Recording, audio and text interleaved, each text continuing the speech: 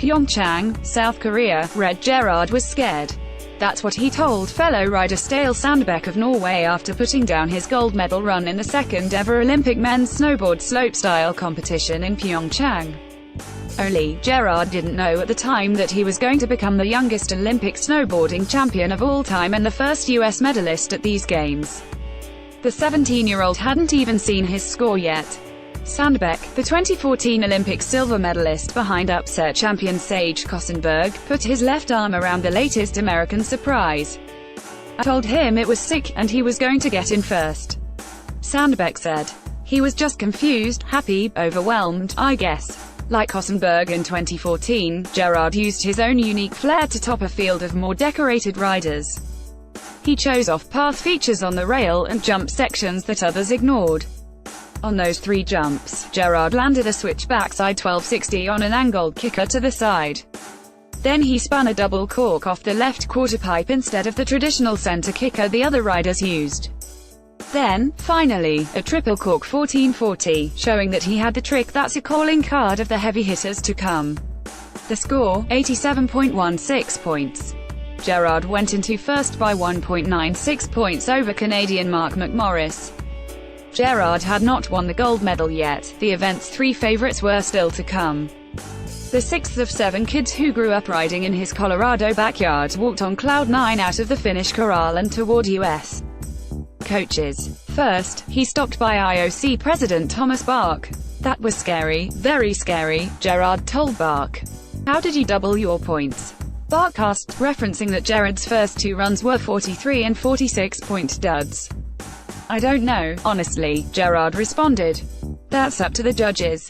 Gerard shook Bach's hand, said "nice to meet you," and trotted back toward the finish area where the 3 men who were supposed to beat him took the final 3 runs of the competition.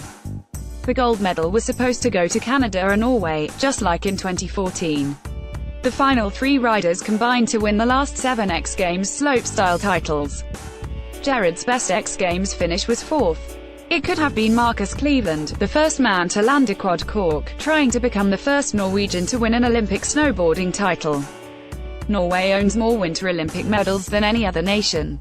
But its greatest snowboarder, Terje Håkonsen, boycotted the sport's debut at the 1998 Nagano Games as an act against the International Ski Federation becoming snowboarding's governing body.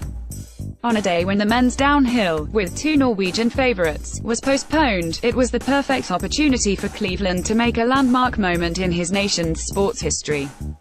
But Cleveland was 6th.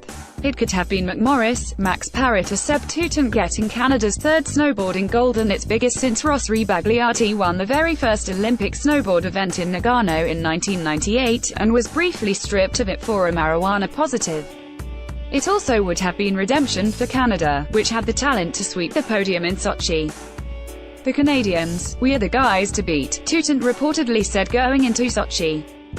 Parrott and Tootant both called out Shaun White for dropping out of slopestyle in Sochi, saying he was ducking the competition. Parrott and Tootant then finished 5th and 9th, while McMorris was the top Canadian in 3rd, admirably, after less than 2 weeks after breaking a rib at X Games. On Sunday morning, McMorris, who nearly died in a backcountry crash 11 months ago, could not improve his score in his last run.